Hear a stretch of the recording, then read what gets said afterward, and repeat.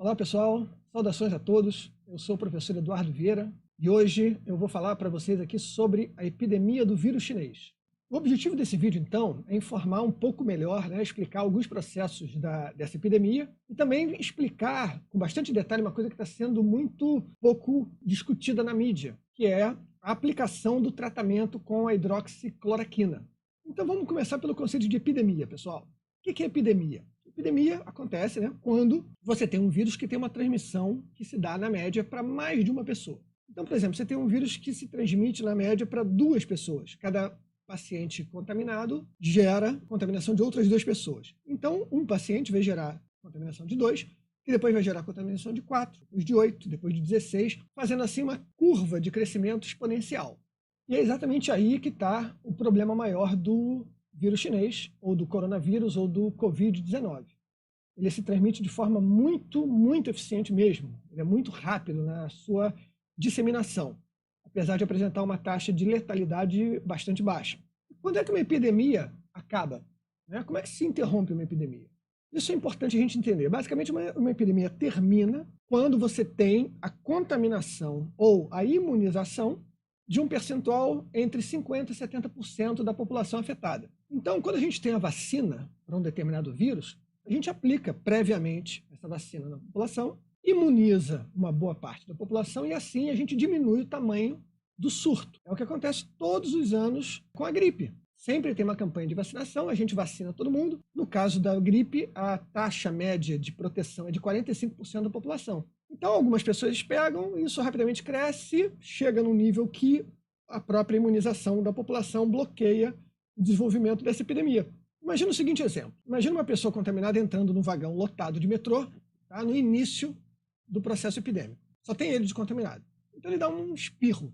Esse espirro faz com que o vírus entre nas 10 pessoas que estão próximas dele. Nenhum deles tem nenhum anticorpo contra esse vírus. Essa pessoa coça o olho, passa ali na barra do metrô, dedo. Uma outra pessoa que estava mais longe um pouquinho passa a mão naquela barra e pega o vírus. O vírus está ali na mão, coça o olho, passa a mão na boca, se contamina também. Rapidamente, essa contaminação se espalha. Vamos pensar agora exatamente nesse mesmo cenário, só que depois que metade da população está contaminada. Quando esse cara entra no trem e ele está com o vírus ativo dentro dele, ele espirra. Primeiro já não contamina 10, porque metade desses 10 já está imunizado. Então só contamina 5. Esses 5 vão tocar nas coisas, aquela coisa toda, eventualmente vão ali adiante espirrar também, e vão passar sempre para a metade do que eles passariam se já não tivesse avançado o processo de imunização da população. Até que chega uma hora que o vírus não se propaga mais e a epidemia termina. Como no caso do coronavírus, do vírus chinês, a gente não tem vacina, a única forma da gente imunizar a população é através da contaminação, não tem outra saída.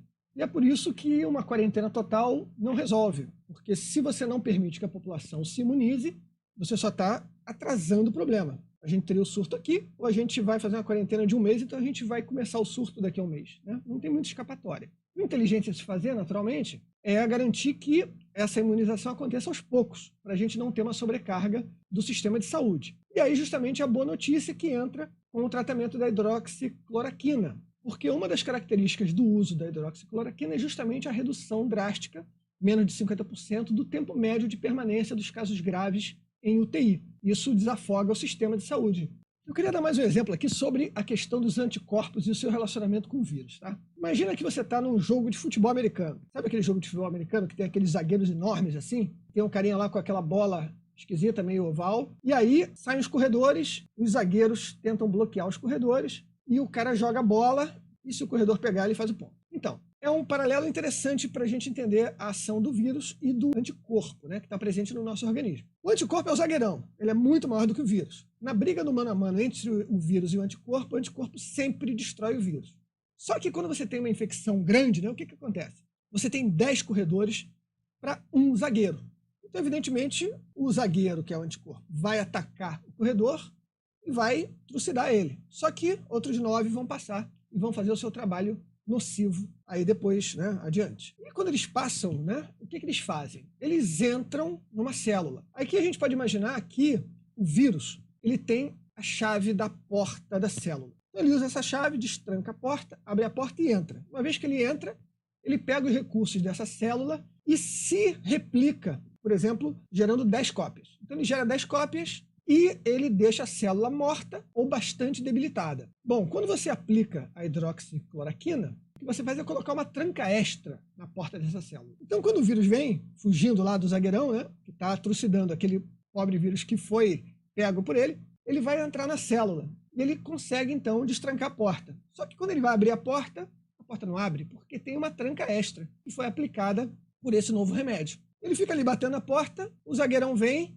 e trucida o vírus aqui na porta da célula. Ele não consegue fazer o seu trabalho de replicação. Sendo assim, naturalmente, ele não vai ter o crescimento exponencial da população do vírus dentro do organismo, e assim, naturalmente, os anticorpos acabam fazendo o seu trabalho de limpeza. Agora, o que é esse remédio, né? Como ele funciona? Para responder essa pergunta, eu entrevistei o Dr. Luciano Azevedo e o Dr. Marcelo Hermes. O primeiro é um médico anestesiologista que trabalha exatamente em casos graves de UTI, né, de pacientes do vírus. O segundo, o Dr. Marcelo, ele é um biólogo especializado em microbiologia. Foram eles que deram as informações necessárias para a construção desse vídeo. Então a hidroxicloroquina vem a ser um remédio que já é usado há décadas, tá? Hoje ele é usado para o tratamento de doenças como lúpus, a artrite reumatoide, e os pacientes que têm essas doenças, eles tomam esse remédio de forma regular. Esse medicamento apresenta um efeito colateral de náuseas, vômito e diarreia. Bom, evidentemente, no meio dessa crise, esses efeitos colaterais são considerados bastante pequenos, né? Esse remédio, no caso do vírus chinês, ele é aplicado em associação com zinco e um antibiótico, normalmente a azitromicina. No caso de pacientes graves, acrescenta-se ao pacotão um retroviral, né, como é usado no tratamento de AIDS, por exemplo, ou outros, né? Ele oferece para pacientes que estão na UTI uma redução de tempo de permanência da UTI de mais de 50%. O tempo médio de permanência de um paciente com coronavírus sem comorbidade, sem outras doenças na UTI, é de 21 dias. Então, com a aplicação desse tratamento, você tem a redução desse tempo de 8 a 10 dias, que é uma coisa fantástica, porque justamente desafoga a sobrecarga, né, do sistema de saúde. É muito importante frisar, tá, gente, que esse remédio e esse tratamento, ele não tem nenhum tipo de ação profilática, ou seja, ele não previne. Não vá à farmácia correndo para comprar hidroxicloroquina para estocar em casa, porque não vai adiantar nada. Se você pegar a doença que chega num ponto que você precise ser tratado com a hidroxicloroquina, isso vai ser apresentado para você no hospital, no posto de saúde, seja lá como for. É absolutamente absurdo você fazer estoque de hidroxicloroquina, principalmente porque as pessoas que dependem desse medicamento para tratamento regular de lúpus ou de artrite reumatoide, elas vão ficar sem, então você vai estar prejudicando gente para benefício nenhum seu. E, naturalmente, não vá se automedicar em casa, porque isso é coisa de maluco, né? Em termos de impacto desse tratamento na epidemia como um todo, a gente está começando agora a ver os resultados, né? É importante aqui lembrar, eu vou explicar rapidamente uma diferença, gente, entre medicina e ciência. Não são a mesma coisa, tá? A medicina se apoia na ciência. Mas quando você faz um estudo científico, você tem uma série de regras, né, da ciência.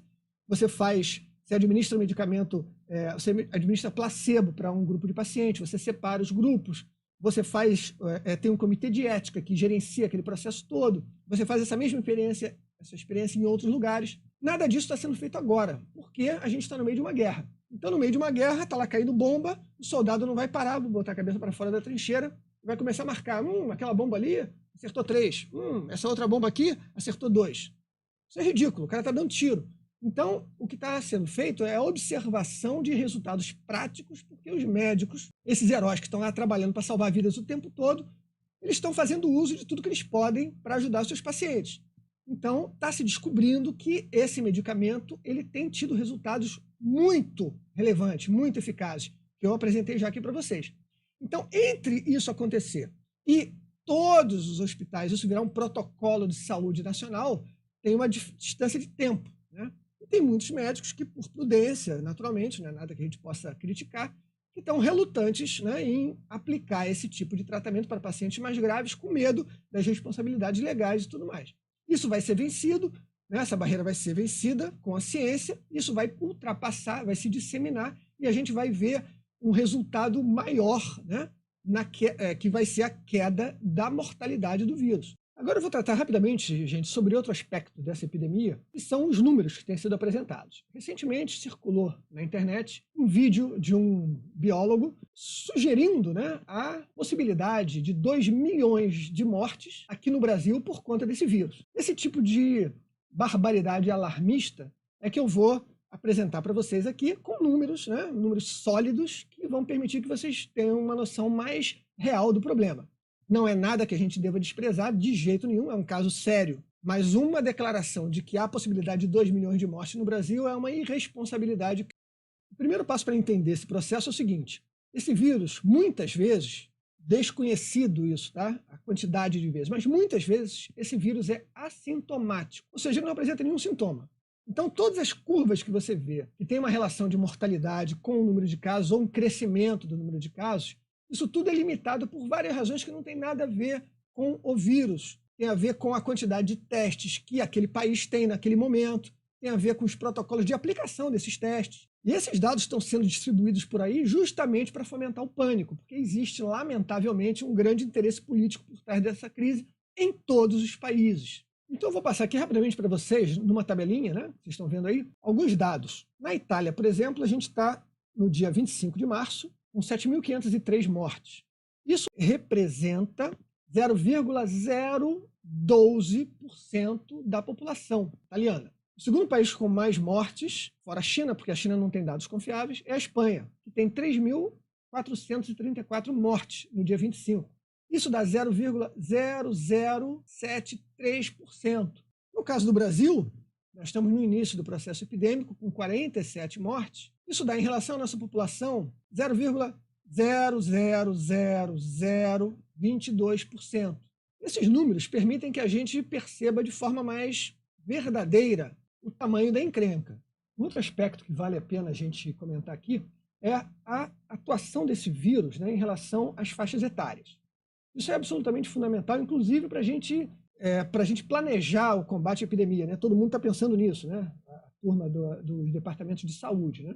Esse vírus, na Itália, a média de idade dos mortos por esse vírus é de 79 anos para os homens e de 84 anos para as mulheres. Então não é dizer que o vírus não contamina jovens, ele contamina, mas ele é brando, os sintomas são brandos de um modo geral. Exceções existem, lógico, mas de um modo geral, e de um modo geral gigantesco, assim. Em criança não se percebe sintomas. E outra coisa é o seguinte, desses pacientes que estão morrendo, né, que morreram na Itália, a média de doenças graves pré-existentes nesses pacientes é de 2,7 doenças por paciente morto. Ou seja, são pessoas que já estão com a saúde bastante debilitada, apresentando sérias dificuldades.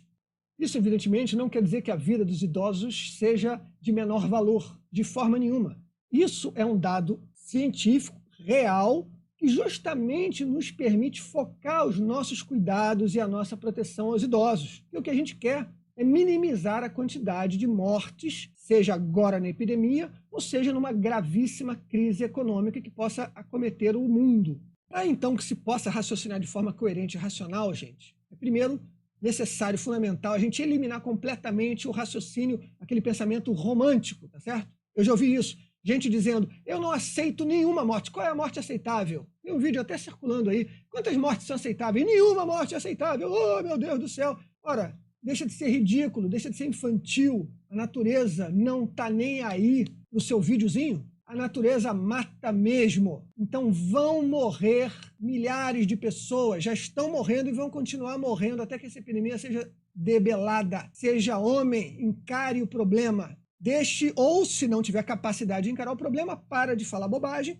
sai da frente, vai lá para o seu cantinho e deixe os homens cuidarem dessa situação. Porque a gente tem que olhar para a realidade de frente, enfrentar o problema e trabalhar para minimizar a quantidade de mortos. Esse é o nosso trabalho. E não se minimiza a quantidade de mortes com um discurso histérico, ridículo, infantiloide. Esse trabalho de redução na quantidade de mortes é exatamente a tarefa, a função dos nossos serviços de saúde e dos nossos profissionais de saúde. Então, gente, vamos encarar essa crise com coragem, com seriedade, com responsabilidade, confiando nos nossos serviços de saúde, confiando nos nossos profissionais na área médica. Eles estão fazendo um trabalho heróico Esses caras são heróis que estão trabalhando para a nossa saúde. Sejamos, então, responsáveis, sejamos sérios e sejamos otimistas, porque o pessimismo e a histeria só levam ao caos e à destruição, que é o que a gente não quer. Que Deus nos proteja e guarde. Muito obrigado por assistir esse vídeo.